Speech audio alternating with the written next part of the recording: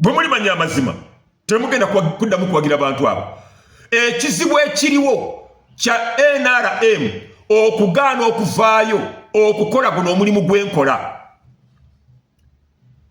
Singa abantu batono nnyo abawagira Bobi Wine, mu Buganda abantu bandibadde batono nnyo abawagira Nuupu.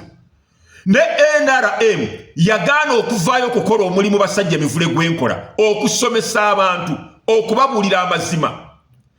Emmotoka zokka Joel Ssenyonyi zaatambuliramu, gavumenti ya dikitaita gwe baagala okuggyako ze yamuwa bw'ozigatta ekulembera, mwatambulira, emuvaako emabegeberako abasirikale President Museveni be yamuwa, egula zonna wamu ziri mu miliyoni 100, ziri mu kawumbi biliyoni.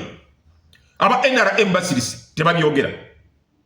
Senga baali bavaayo ne bakola kino kyenkola, abantu batono nnyo abandi badde batawanya President Museveni, bandi badde bonna basaladde eddiro nga bafusi ba NRM nti ate wakiri tusigale mu NRM.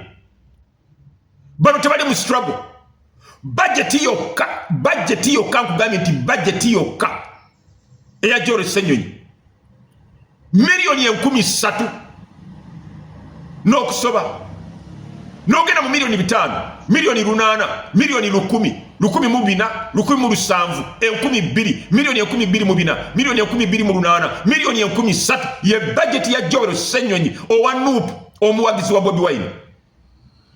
Ba minister bakasolo tebazifuna.